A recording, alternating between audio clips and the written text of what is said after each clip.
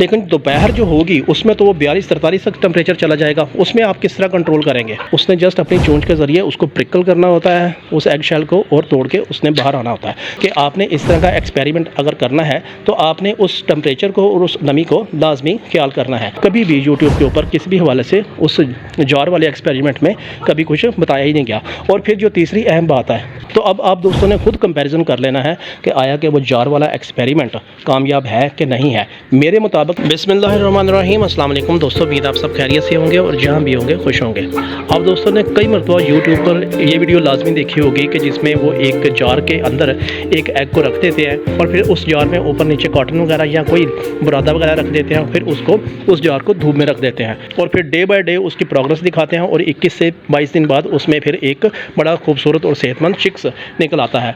या कई मरतबा ऐसे भी होता है कि उसी जार में 8-10 अंडे रखे होते हैं, फिर सेम उसी प्रोसेस के तहत उसको जो है ना 21-22 दिन धूप वगैरह में रखते हैं और फिर सूरज का एक जो है ना कंसेप्ट दिखाते हैं कि सूरज की रोशनी में ये एग जो है ना हैच हुआ है और इस हैचिंग के अगेंस्ट, इस हैचिंग के नतीजे में आपके पास एक चूज़ा या 8-10 चूज़े वो निकले हैं। तो मेरे पास पिछले 2-3 दिन से इस बारे में कुछ कमेंट्स वगैरह भी आ रहे थे कि दोस्त पूछ रहे थे कि भाई वो जो वीडियो में इस तरह करके दिखाते हैं तो क्या ये पॉसिबल है कि हम उस जार में एग्स को रख के फिर धूप में रख के गर्मियों वगैरह में और सूरज की रोशनी के साथ उन चिक्स को हैच करवा सकें।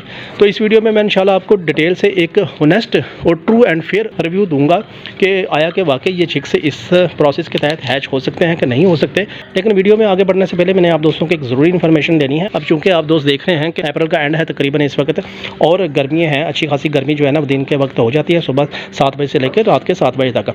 तो अब ये है कि आपने अपने बर्ड्स को जो भी फीड वगैरह ऑफ़र करवानी है तो आप कोशिश करें कि आपके घर में वाटरमेलन यानी कि तरबूज ये तो आता ही होगा। अगर नहीं आता तो आप अपने करीबी कोई भी जो बाज़ार है वहाँ से वो जो काट के वाटरमेलन वगैरह सेल करते हैं तो उनके पास छिलके वगैरह जो है ना इस तरह के बचे हुए मिल जाते हैं। अगर आपके पास 8-10 बर्ड हैं, 150 हैं, जितने भी हैं, तो आप उसी हवाले से इसकी क्वांटिटी को जो है ना ये जो छिलके हैं आपने ये लाजमी इनको ऑफ़र करवाने हैं। इसमें 92% वाटर होता है, इसमें पोटाशियम होता है, इसमें विटामिन सी होता है और इसमें एंटीऑक्सीडेंट होते हैं जो कि इनके ब्लड सेल्स होते हैं उसको डैमेज नहीं करता एंटीऑक्सीडेंट। तो आपने तरबूज का इस्तेमाल लाजमी जो है ना डेली या हर दूसरे दिन इन अपने बर्ड्स को लाजमी इस्तेमाल करवाया करना है। उसका एक बहुत बड़ा फ़ायदा तो ये है कि आपकी जो फीड है इसका खर्चा जो है ना वो आधा हो जाएगा। अब मैं आप दोस्तों को बताता हूँ कि आया कि वाकई ही वो जो जार है जो धूप में रखा जाता है उसमें चिक्स निकल आते हैं कि नहीं निकल आते। देखिए दोस्तों, इसमें सबसे पहले आप दोस्तों को ये समझना पड़ेगा कि जो भी चिक्स हैच होता है, खा वो इंक्यूबेटर में है या मुर्गी के नीचे या कोई भी दूसरा सोर्स है जो भी आप अडॉप्ट करना चाहें, तो उसमें 2-3 बुनियादी चीज़ें आपके पास लाजमी होनी चाहिए। पहली बात तो ये है कि 37.5 यानी कि 37.5 डिग्री टेम्परेचर आपने उस एग को, जो फर्टाइल एग होगा, उसको देना ज़रूरी होता है। अब वो आपने जिस तरह भी देना है, इंक्यूबेटर में बल्ब जला के देना है, फैन के नीचे बाय डिफ़ॉल्ट अल्लाह ने 37.5 टेम्परेचर रखा होता है। और अगर आप धूप में रखते हैं तो चले मान लेते हैं कि ये जो इस वक्त सूरज जो है ना वो आ रहा है, तो आप किसी टेम्परेचर से उसको चेक कर लें कि वो जार में जो एग रखा हुआ है तो वहाँ जो है ना 37.5 है। लेकिन दोपहर जो होगी उसमें तो वो 42-43 तक टेम्परेचर चला जाएगा। उसमें आप किस तरह कंट्रोल करेंगे उस टेम्परेचर को? वो ज़ाहिर है एग आपका बहुत ज़्यादा ओवर हीट हो जाएगा। फिर इसी तरह जो नमी होती है, यानी कि जो हमने मॉइस्चर नमी प्रोवाइड करनी होती है, हाँ वो इंक्यूबेटर में है या ब्रूडी हैन के नीचे, वो भी 60 से 65% हमने नमी देनी होती है।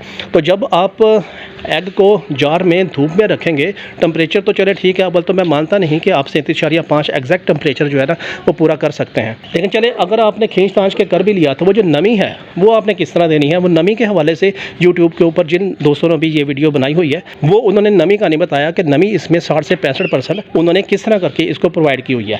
वो ज़ाहिर नमी वाली साइड पर तो उन्होंने कोई बात की ही नहीं। मेरा मकसद किसी भी तरह से किसी भी चैनल को यहाँ पर डिग्रेड नहीं करना, क्योंकि हर दोस्त का एक अपना विजन होता है, एक अपना तरीकाकार होता है। लेकिन मेरा मकसद सिर्फ और सिर्फ आप दोस्तों को एक एग्जैक्ट और पेट इन्फॉर्मेशन आप दोस्तों को प्रोवाइड करना है कि आया कि ये मुमकिन है भी है कि नहीं है। क्योंकि आप में से अक्सर दोस्त जो है ना वो एक्सपर्ट होंगे इस मामले में, जानते भी होंगे, और कुछ नए दोस्त होंगे जिन्होंने ये बात पहली मरतबा सुनी होगी। तो ये दोनों ही तरह के दोस्तों के लिए ये वाली इन्फॉर्मेशन कारआमद हो सकती है फ्यूचर में कि आपने इस तरह का एक्सपेरिमेंट अगर करना है है तो आपने उस टेम्परेचर को और उस नमी को लाजमी ख्याल करना है। अब मैं आपको इसका जो कंक्लूजन है यानी कि जो एंडिंग पॉइंट है वो आप दोस्तों को बताता हूँ कि ये किसी भी तरीके से मुमकिन नहीं है कि आप जार में अंडा रखते हैं धूप में और 21 दिन बाद उसमें से चूजे निकल आते हैं। ये सिर्फ एक पब्लिसिटी स्टंट है, एक व्यूज़ लेने का एक तरीकाकार आई थिंक हो सकता है। मैं फिर बार बार रिपीट कर रहा हूँ कि मेरा मकसद किसी भी तरीके से उन यूट्यूबर्स को डिवैल्यू या डिग्रेड करना नहीं है। उनका एक अपना विजन है, मेरा एक अपना विजन है। मैंने आपको ट्रू एंड ऑनेस्ट रिव्यू दे दिया जिसमें आप सब दोस्त जानते भी होंगे कि वाकई 37.5 टेम्परेचर से ना तो नीचे बात जानी चाहिए और ना ही ऊपर जानी चाहिए। और इसी तरह नमी जो हमने देनी है वो 60 से 65% देनी है। वो नमी आपने किस तरह प्रोवाइड करनी होती है जार में, उसका तो कभी भी यूट्यूब के ऊपर किसी भी हवाले से उस जार वाले एक्सपेरिमेंट में कभी कुछ बताया ही नहीं गया। और फिर जो तीसरी अहम बात है कि अंडे को मूव करवाने के हवाले से भी नहीं बात बताई गई कि अंडे को किस तरह मूव करवाना है, किस तरह नहीं करवाना, क्योंकि मुर्गी जो है वो तो ज़ाहिर है कुदरती तरीके से अंडे को मूव करवाती रहती है। और जो इनक्यूबेटर हैं उसमें भी ट्रे लगी होती हैं जो कि मोटर के ज़रिए उस एग को मूव करवाती रहती हैं। लेकिन वो जो वीडियो जो नेट के ऊपर आई हुई हैं उसमें अंडे की मूवमेंट के हवाले से कभी भी कोई बात नहीं बताई गई।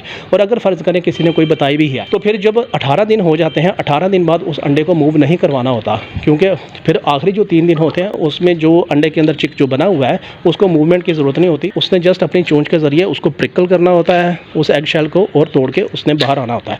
तो ये 3-4 डेफिशिएंसी जो कि मैंने भी उस वीडियो में देखी आप दोस्तों की ही तरह, जिन जिन भाइयों के मुझे कमेंट्स आए कि अभी इसके बारे में हमें एक ना डिटेल रिव्यू दें, तो मैंने भी उस तरह की वीडियो देखी हैं। तो ये 3-4 तरह की डेफिशिएंसी, 3-4 तरह की कमी कोताही उन वीडियो में देखी गई हैं। तो अब आप दोस्तों ने खुद कंपैरिजन कर लेना है कि आया कि वो जार वाला एक्सपेरिमेंट कामयाब है कि नहीं है। मेरे मुताबिक वो कामयाब नहीं है, वो जस्ट एक पब्लिसिटी स्टंट है, एक व्यूज़ लेने का एक तरीकाकार है। तो ऐसी कोई भी चीज़ जो है ना वो फिज़िकली एग्जिस्ट कर ही नहीं सकती, लॉजिकली एग्जिस्ट कर ही नहीं सकती, साइंटिफिकली एग्जिस्ट कर ही नहीं सकती कि आप जस्ट एक जार में महज सूरज की रोशनी में एक चिक्स को हैच करवा लें। उसमें उसके जो 3-4 तरह के स्टैंडर्ड पैरामीटर्स होते हैं, स्टैंडर्ड प्रोटोकॉल्स होते हैं, वो आपको फिलफिल करने लाजमी होते हैं। उम्मीद है दोस्तों ये होनेस्ट रिव्यू आपको पसंद आया होगा।